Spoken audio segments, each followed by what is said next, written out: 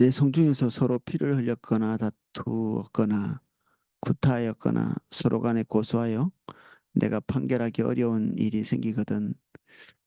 이 민법 또는 형법, 어, 그런 일들이죠. 그래서 이게 살인죄 또는 폭행죄, 그리고 서로 이 시비가 걸려 있는 이런 문제가 발생할 수 있죠. 인간 세계니까. 그 믿음의 공동체 안에서도 그런 일들이 서로 발생할 수 있습니다. 우리는 다 타락한 존재들이고 그런 시비에 휘말리기 쉬운 그런 존재들이니까, 그런 일이 만약 발생했을 때는 제일 먼저 당사자끼리 합의를 보는 거죠. 서로 양보도 하고 또 밀고 땡기고 이렇게 하면서 시비를 가리입니다. 그 두 번째는 이제 그 작은 공동체 안에 들어가서 주로는 이제 여기서 나타나는 대로 하면 성중에서 이렇게 돼 있는데, 이게 문자 그대로 하면 성문 앞에서라는 뜻입니다. 그들이 어, 이 소소한 이런 문제들을 해결하기 위해서 가는 곳이 성문 앞이었고, 성문에는 20여 명의 그 장로들, 그 나이 많은 사람들이 거기에 앉아서, 거기가 가장 많은 사람들이 오고 가는 그런 장소였거든요. 그래서 대낮에 굉장히 공개된 장소에서 비밀리에 하는 것이 아니라 모든 사람들이 다 볼 수 있는 그런 곳에서 이런 시시비비를 가리고 고소하고 다투고, 또는 이제 거기에서 어떤 사람이 어떤 사람에게 갚을 것이 있으면 그 앞에서 갚고, 또는 권리를 이양하고, 뭐 이런 일들, 우리 성경에서 종종 성문에서 이런 권리 이양에 대한 것도, 법적 절차를 따르는 것도, 예, 우리 볼 수 있습니다. 그런데 거기서 판결하기 어려운 부분들은 이제 상위법으로 올라가야 되죠. 그 안에서 판결하기 어려운. 그러나 이 대부분의 것들은 그 안에서 다 해결이 되죠. 전 예전에 그 어떤 다큐를 보는데, 실제로 지금 이런 식으로 재판이 이루어지는 공동체들이 있더라고요.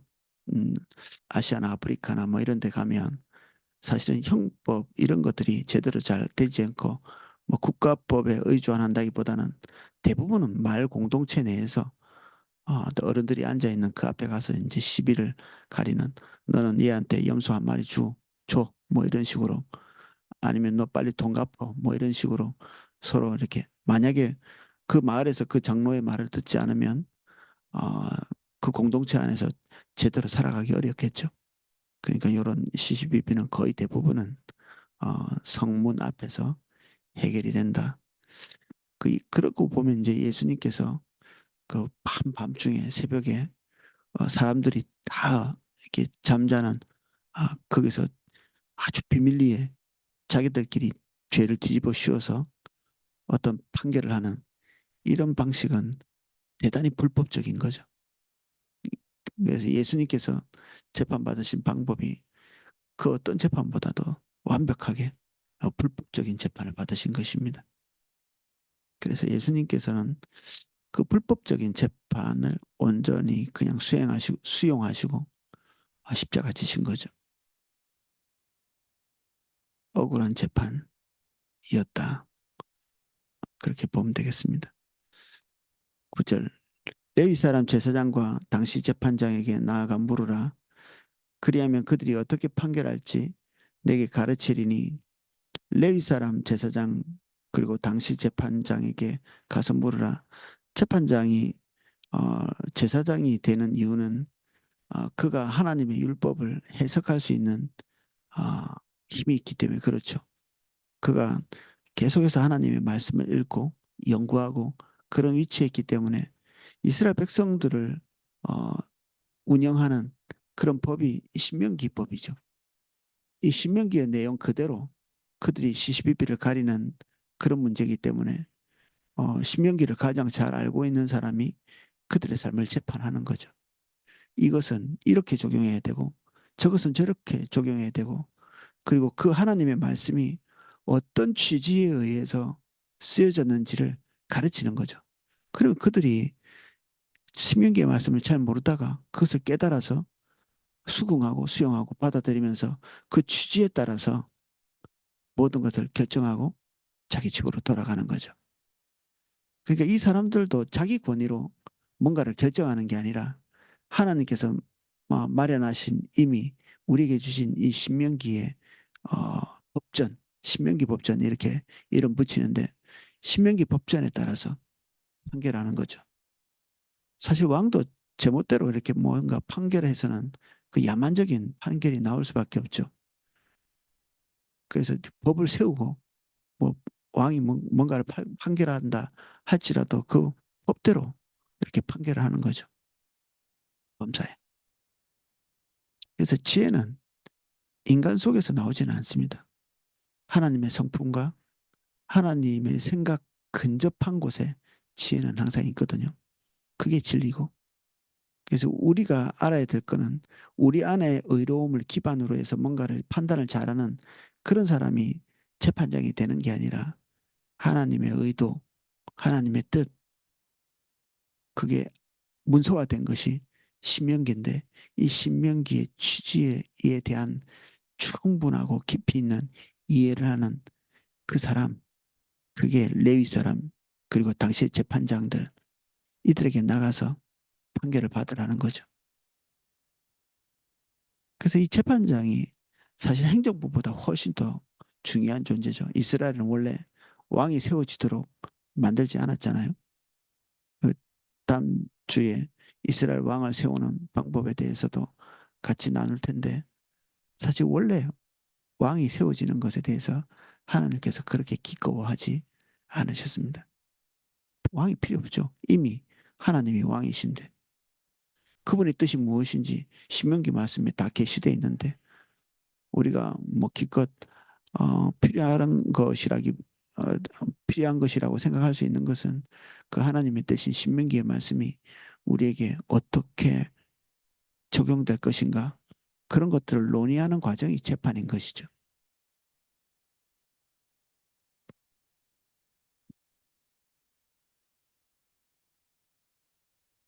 당시 재판장에게 나아가 물으라. 그리하면 그들이 어떻게 판결할지를 내게 가르치리니 신명기 말씀대로 풀어서 취지를 알려준다는 얘기입니다.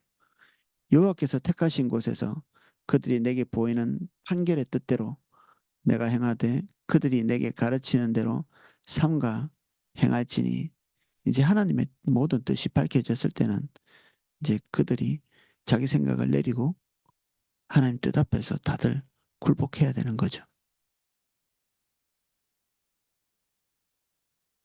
그들이 내게 보이는 판결을 어겨 좌로나 우로나 치우치지 말 것이니라. 좌로 우로 치우치는 이유는 이미 자기 결정이 나 있기 때문에 그렇습니다. 내가 하나님의 말씀이면 따라가겠다는 자세로 이 재판정에 나오는 것이 아니라 내 이득에 따라서 어떻게든 해봐야 되겠다.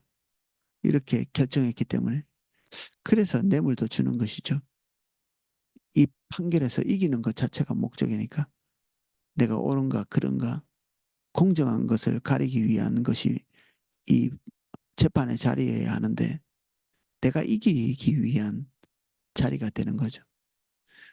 우리도 혹시 무슨 재판 자리에 나갈 때 우리가 억울한 일이 없기를 기대하면서 나가는 것이지 그 재판에서 우리가 이기겠다는 소원을 가지고 나가는 것은 올바르지 않죠. 우리가 우리 뜻대로 뭔가를 쟁취하는 것이 우리의 삶의 목표는 아니거든요. 그것이 하나님의 뜻이 아닐까 봐 전전긍긍하고 그래서 모든 결정을 심사숙고하는 거죠. 어떻게 하면 우리의 뜻을 이룰 것인가? 그래서 심사숙고하는 것이 아니고 우리의 뜻이 하나님의 인도가 맞는가? 인도가 맞다면 형통하든 형통하지 않든 그 길로 따라가기 위해서 심사숙고하는 거죠. 이런 기본적인 자세가 없으면 사실은 재판 하나만 하죠. 그 결정이 이미 자기 마음속에서 있기 때문에 자기 중심성을 가지고 있는 거죠. 이 자기 중심성, 이것은 하나님의 심판거리입니다. 이게 죄악의 본질이고 우리가 하나님 중심적인 가치, 생각 이것이 우리의 삶의 본질이어야 하는데 그 가치가 우리에게 와 있는 거죠. 우리 중심에. 이게 타락의 본질이거든요.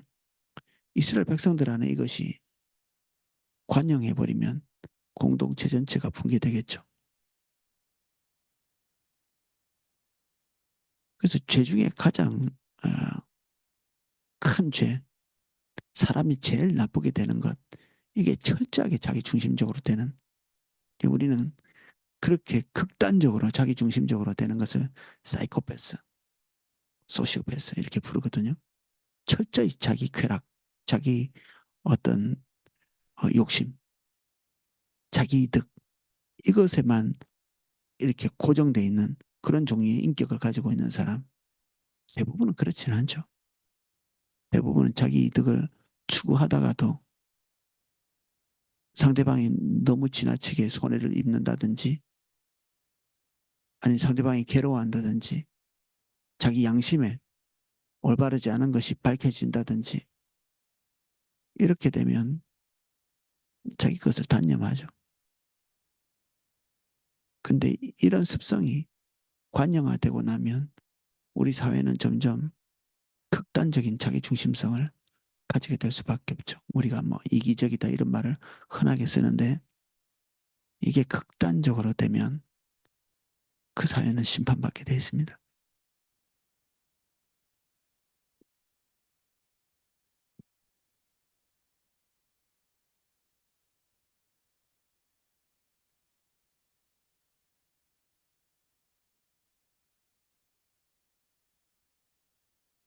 이 절입니다. 사람이 만일 무법하게 행하고 내 하나님 여호와 앞에서 서서 섬기는 제사장이나 재판장에게 듣지 아니하거든 그 사람을 죽여 이스라엘 중에서 악을 제하여 버리라. 처음에는 몰라서 좌로우로 치우쳐서 재판하러 오는 거죠. 근데 그들이 처한 상황이 어떠한 상황이고 하나님께서 그들에게 무엇을 말씀하시는지 납득했음에도 불구하고 그대로 행하지 않으면 하나님께 대한 반역이죠. 이스라엘 백성 전체는 기본적으로 내가 하나님의 뜻대로 살겠다는 그런 의지들이 있는 사람들이 하나님의 백성이죠. 근데 그 뜻이 무엇인지 몰라서 분쟁했다가 이런 것들이 밝혀지고 나서 그 뜻에 굴복해야 하나님의 백성인데 그 뜻에 굴복하지 않으면 그가 어떤 존재인지가 밝혀지는 거죠. 그가 어떤 존재인지. 사실은 이런 것들이 밝혀지고 난 다음에 그들에게 가야 될 어떤 손해나 이런 것들이 사형에 해당하는 죄는 아닐 수 있거든요. 그들의 CCBB가 뭐 경제적인 부분에 조금 손해를 본다든지 아니면 권리에 손상이 좀 간다든지 명예가 손상이 간다든지 뭐 이런 것이겠죠. 근데 그런 것이 어, 이미 판결이 났음에도 불구하고 불복하면 사형죄로 다스리는 거죠. 이 최악의 그 징벌이죠. 이게 사형죄가. 그래서 이게 그의 본질의 악함을 드러내는 것이고 이 재판정에 오게 된 것도 그가 옳게 보이기 위해서 온 것이고 그 하나님 뜻대로보다는 그 본인의 의지를 관찰하기 위해 온 것이다. 이렇게 밝혀져서 그리고 그것을 관찰하지 않으면 견딜 수 없는 그래서 재판장이 결정 내려도 듣지 않는 그런 종류의 사람이 된 거죠.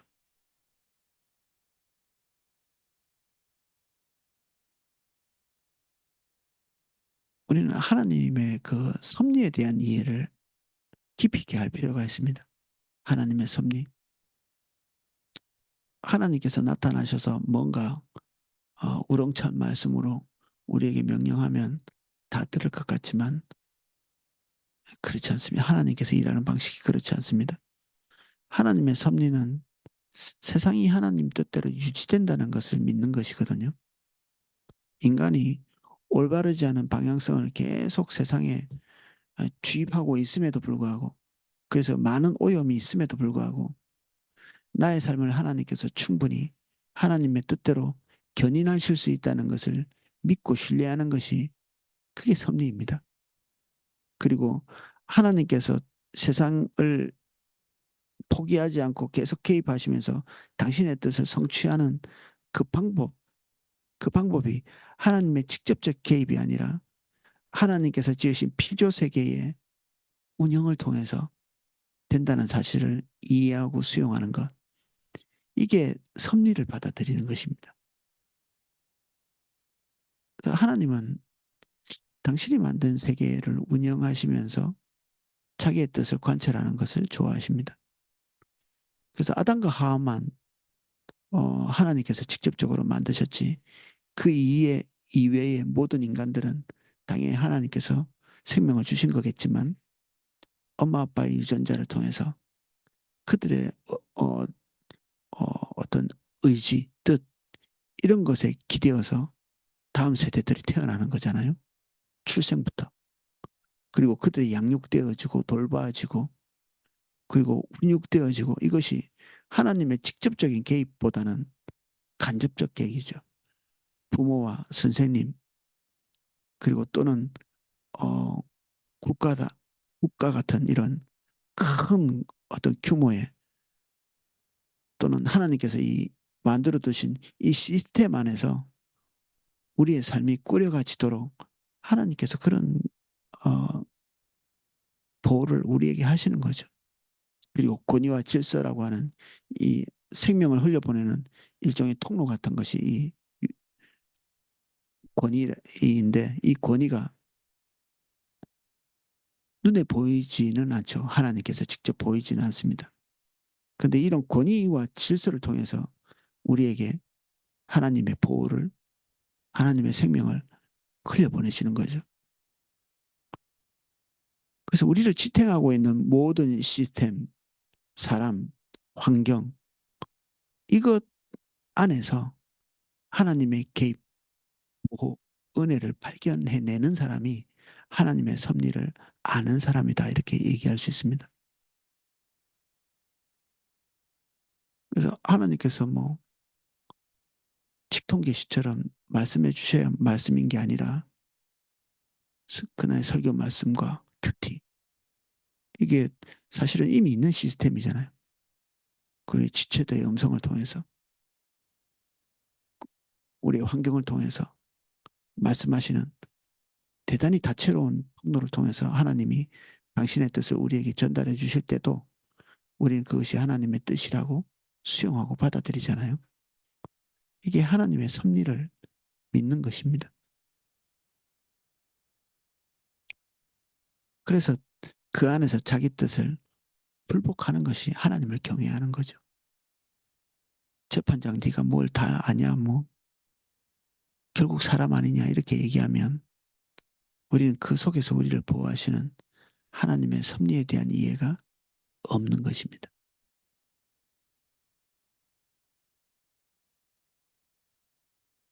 그래서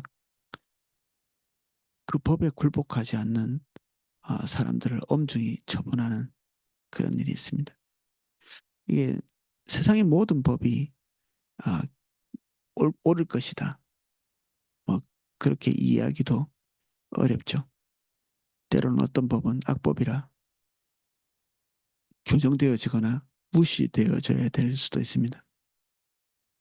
지금 우리가 읽고 있는 것은 이 믿음의 공동체 안에 있는 신앙의 법, 이 룰 안에서 우리가 보고 있는 것입니다.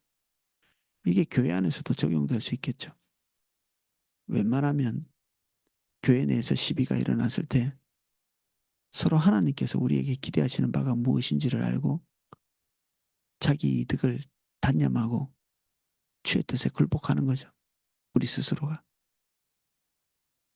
우리 교회 생활하면서도 시시비비는 얼마든지 생길 수 있으니까 그 다음에 안 되면 오이코스, 공동체, 그리고 우리와 관련돼 있는 리더들에게 순종하는 사사건건 뭐 담임 목사님 찾아가고 이렇게 할 수는 없잖아요. 그렇게 하는 사람도 가끔 있지만 이 올바른 자세는 아닙니다. 우리에게 하나님께서 베풀어 주신 그 질서의 그 단계를 다 무시하고 제일 위에 담임 목사님하고만 소통한다고 자기가 더 뭐 우월해지는 것도 아니고 그 길이 가장 올바른 것도 아닙니다.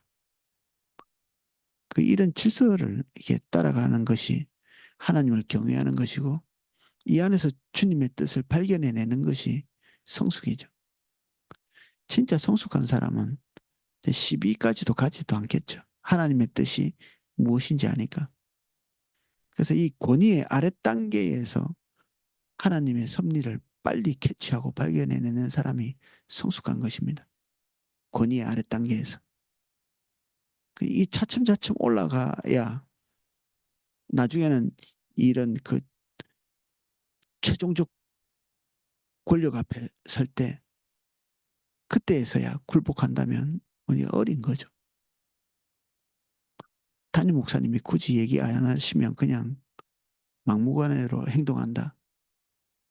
그러면 우리가 약한 처지에 있는 것입니다. 그것도 말을 안 들으면 이제 교회가 감당을 할 수가 없죠. 어떤 사람은 이 우리 고린도전서에 보면 교회 내에서 이런 것들을 판결할 수 없어서 세상 법정으로 가버리죠. 그러면 손해 보는 게 낫다고 이렇게 얘기하죠. 손해 보는 것이 하나님의 권위, 하나님의 이름이 세상에 멸시받는 것보다 차라리 손해를 감수하는 것이 낫지 않냐. 명예가 실추되는 게 낫고 돈이 손해 나는 것이 낫고 그런 것을 수용하는 거죠. 목적이 이기기 위한 것이 아니어야 주님을 경외할 수 있다.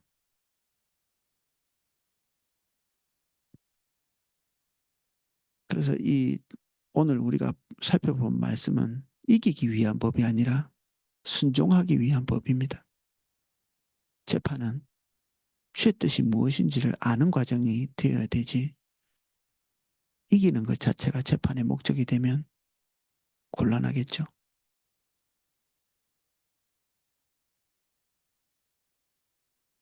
그래서 교회 내에서도 비슷하게 적용이 되고 할 수 있는 한 권위의 아랫 단계에서 할 수 있다면 우리의 내적인 삶 안에서 주의 뜻을 온전히 알고 발견해서 수용하는 그런 것이 성숙한 것이다.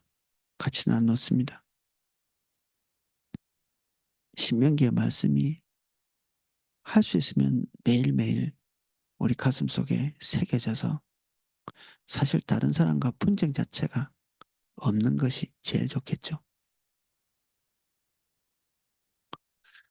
오늘 여기까지 살펴보겠습니다.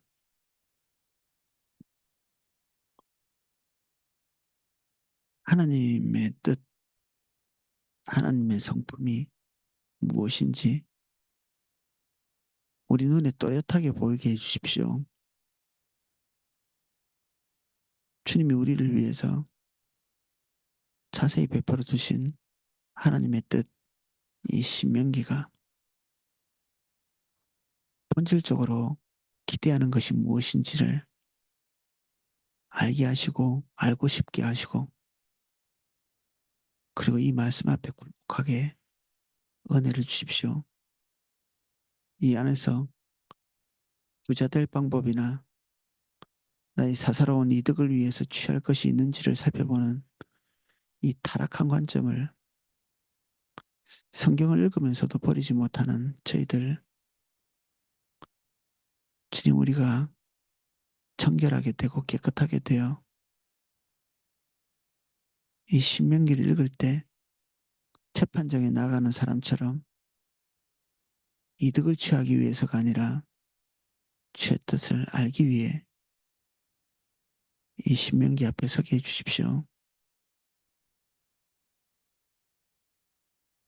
옳은 것이 무엇인지를 알기 원해서 재판정 앞에 서게 하시고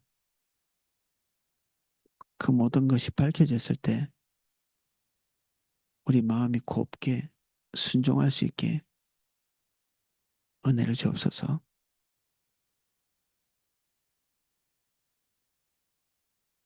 옳은 것을 사랑하게 하시고 진리를 사랑하게 하시고 주의 의도와 뜻을 사랑하게 해주십시오.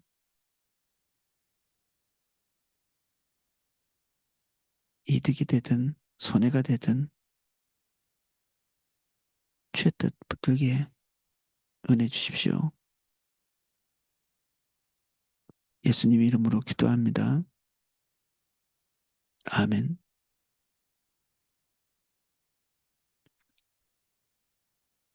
네, 각자 기도하실 수 있도록 음악을 방송해 드리겠습니다.